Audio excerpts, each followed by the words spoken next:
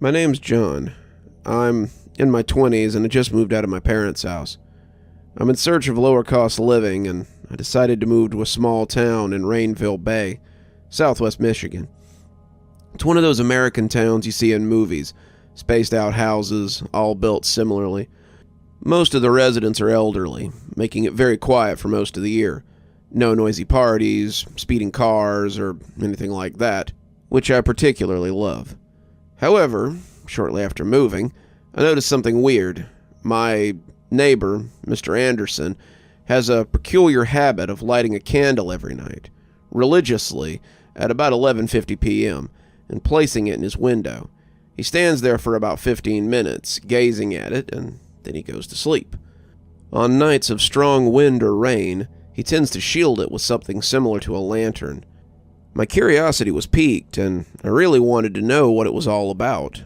Was it a superstition? A local tradition, ancient enough for only the oldest or elderliest to remember? I don't even know how to ask him about it. I briefly mentioned it to an elderly woman, Mrs. Percy, a very kind neighbor who often shows up at my door with sweets and cakes. When I asked, however, she simply changed the subject, and this has happened more than once. One day, gathering my courage to approach Mr. Anderson directly, I walked up to his door and knocked. He opened with a friendly enough smile, and I hesitantly started asking him about the candle. He listened to my question, and for a moment, his eyes seemed pretty distant, as if recalling something. Then, he simply told me it was a family tradition, nothing for me to worry about. Unsatisfied with the vague answer, I tried to insist for more details, but he politely closed the door, saying he preferred to keep family traditions a secret. I was frustrated, but my curiosity only grew. I decided to search for information at the small cultural center in town, hoping to find some record that explained the tradition or someone who could shed some light on it. However, my efforts were in vain. The files were scarce, and the few available details on Rainville Bay didn't mention anything about lighting candles.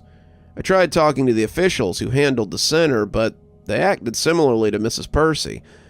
Gradually, all this denial of information became an obsession for me. I waited all night by the window, just waiting for the moment when he would light his candle. On a holiday eve, I even stayed up all night to see if the candle could go out or when he would remove it. He removed it at exactly 5:55 a.m. I was running out of ideas. For a while, I even kept an eye on the neighbors' houses, watching if they would do the same. For some reason, only Mr. Anderson had this habit. With few options left, I went for my emergency plan. On that day, at exactly 11:50, I placed a candle in my window and lit it. It had been an intense work day, and I really needed to sleep, but I just couldn't. I sat in an uncomfortable chair in my room, facing the candle to avoid falling asleep. It didn't work so well because, slowly, Orpheus called me with his sweet song, leading me to Hypnos's arms. I relaxed, unconscious, when I heard a noise that made me jump from my chair. It was knocks, something hitting against the wood of my door. I looked through the window and saw Mr. Anderson at my doorstep. He knocked once more. "I need to come in," he shouted. "Let me in." I rushed down the stairs, still confused with everything. I approached the door as the pleas intensified, but when I reached the door, about to grab the handle, something triggered my instinct. I felt there was something wrong, and I decided to check before opening. I approached the peephole, staring at the one who disturbed my sleep. He was there, the familiar neighbor, but different. His mouth was open at an unconventional angle. His voice didn't come from his lips. It seemed to emanate from the black hole that was his mouth. His eyes darted frantically from side to side, unfocused on anything. From his chin, a thick foam dripped, forming puddles on the floor. His arms were bleeding and twisted, seemed crushed by the wood. Judging by the way they contorted, the blows intensified, almost as if the door was about to come off its hinges. I ran to one of the cabinets and pushed it to block the passage. It went on like that till about 5:50 a.m. I wondered why no neighbors had woke up with all this racket. I saw him through the window returning to his home, entering at exactly 5:55 a.m., appearing at his window to remove the candle. The rest of the day was a nightmare. I was sleep-deprived and had to drink about 5 cups of coffee to make it through the workday. The sleepless night left me like a human wreck. I had to go to work in that state, and the 5th cup of coffee in my hand felt like an illusionary comfort as I tried to stay awake. I couldn't help but think about the events of the previous night, the image of Mr. Anderson desperately banging on my door, haunting my thoughts with every blink. At the end of the workday, I decided I needed to understand what was going on. I took the way back home, nervous and tense. The town was shrouded in a peculiar silence, and the lights of the house hummed faintly. The street was deserted, with no signs of life besides me and the small details that made up the landscape, like the occasional passing car or barking dog. As I approached the home, I spotted Mr. Anderson in the distance. A wave of terror hit me, and I thought about turning back, avoiding the inevitable encounter. However, something inside me insisted that I needed to face the situation. He was walking slowly towards me, completely normal. His friendly and welcoming smile was back, in contrast to the hole that had been his mouth the night before. He waved when our eyes met. The scene was so distinct from the disturbing image of the previous night that I almost questioned my own sanity. "Afternoon, John," he greeted, as if nothing had happened. "Good afternoon, Mr. Anderson," I replied, trying to keep calm even though my heart was still racing. I hoped he would mention something about the previous night, but he continued the conversation as if nothing was different.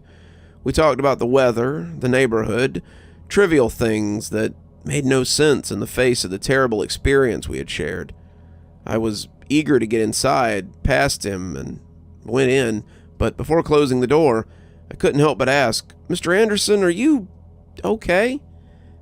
He frowned, as if trying to remember, but shrugged. "Oh, the usual, young man. A backache here and there, but nothing major." I didn't know what to think. His answer was so casual, as if I were imagining things. He greeted me, and I saw that there weren't any scars, let alone wounds on his hands or arms.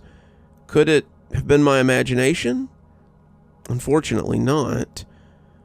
I'm well aware of that now, because night after night, he comes to scream at my window, saying he needs to come in, regardless of whether I have a candle lit or not.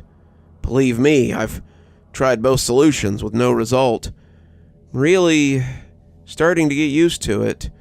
It wouldn't be such a big problem till yesterday. I was setting up the desk to block the door as usual. I had already put the furniture on standby when Mr. Anderson started his noisy night. I was about to go to my room, put on my headphones, and get some sleep when I passed the staircase facing the back door, and then, while my neighbor screamed desperately that he needed to come in, I heard a single knock on the door in front of me. Since I lit a candle in my window, my neighbors ask every night for me to let them in, and now there's something knocking on my back door, too. You're still here. Thanks so much for joining us for tonight's spooky tale. If you'd like a little bit more spooky in your life, why not click on one of the videos that appears at the end of our story, or maybe head on over to one of our playlists where you can get your fill of spooky content. If you like your spooky a little more tactile, I've got a new book that's come out. If you'd like your own copy, there's a link below in the description where you can get your own copy of my spooky book. If you like what you see here on the channel and think you might like to support in a more monetized way, then why not come over to Patreon or become a member on YouTube? Speaking of, let's go ahead and thank our members now. Thanks to Civ Garstad and Unicorn Hollow for being our spooky ghost contributors. Thanks to Janet, Lee Kendall, Saikat, Rhonda J, and Sue Casper for being our spooky skeleton contributors.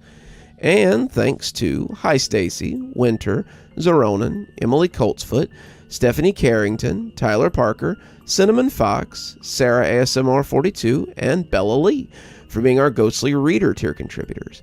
Thanks everyone so much. We just couldn't do the show without you. If you too would like to support the show, come on down to Patreon or become a member on YouTube. For just $5 a month, you get your stories 12 hours early at 8:30 a.m. as opposed to 8:30 p.m. Also, if you'd like to join our Ghostly Reader contributor tier over on Patreon, you get a book anytime I write one on your doorstep, as long as you live in the continental U.S., of course. And as always, thanks for stopping by. Dr. Plague, signing off. Have a wonderful evening.